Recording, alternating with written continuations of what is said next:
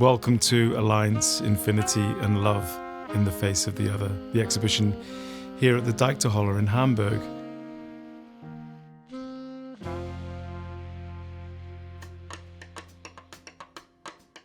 I want to take you on a little bit of a journey really around the exhibition because it's in three themes. One being alliance. It's thinking about those things which come together, which I guess might not normally do, but it encourages us to think about what difference and diversity might do if we're open to other cultures and other spaces and other types of conversations. You'll find in the exhibition people like Teresa Margalis's work, who's working with a trans community and sex workers in Juarez. She looks at the sites of Erasure, where these nightclubs have been pushed apart, bulldozed, left empty. And she stages a performative series, I guess, of monumental theatrical presentations of them redancing on the space.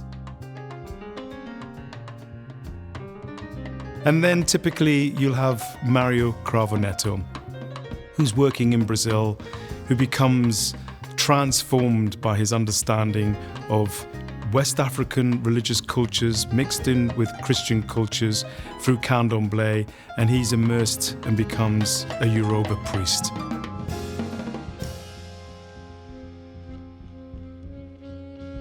Thinking through the chapter of infinity, we come to Dawood Bey. Dawood's work is inviting us to think culturally, politically, and historically about what the journey to freedom might look like, especially through what was called then the Underground Railroad, a series of networks of systems which slaves escaped through during the night. So there's something in this exhibition to think about the idea of blackness, about the idea of being enveloped in the dark, not necessarily as a space of threat, but as a space of embrace.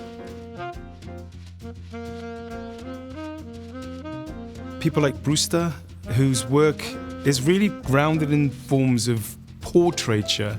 She wants us to think through the work of people like Josephine Baker, Nina Simone, Basquiat, the painter, and of course writers like Frantz Fanon. All of these people have played critical, important, influential aspects through their kind of creative and cultural writings into how she sees herself as a contemporary black woman subject working today.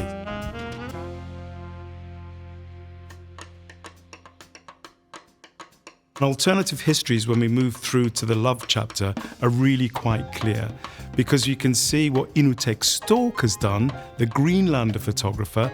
He's inviting us to think, let's have a look at these Danish colonial photographs and what they might do in relation to understanding those historical representations of Greenlander people, and then his contemporary archive in conjuncture with that space, in dialogue with that space, becomes an understanding like a historical leap through to the contemporary, where these communities are not objectified, but seen as embracing, loving family members wrapped up in the daily existence of survival.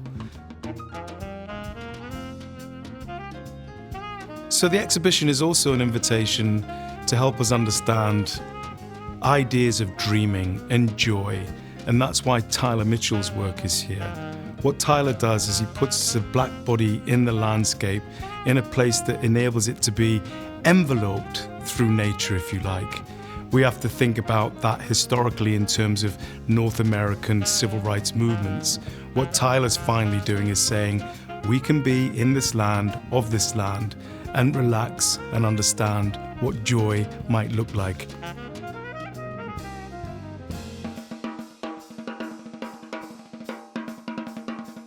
So when I was building this exhibition and thinking about this exhibition, I wanted to take the audience on the journey through alliance, infinity, and ideas of love. A journey through these three ideas.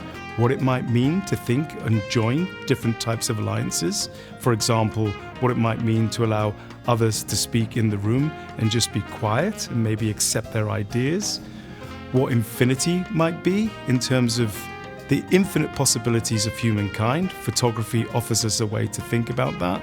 And love, not really as a place of flowers and chocolates, but love as a political idea of embracement and taking responsibility for, I guess, humankind.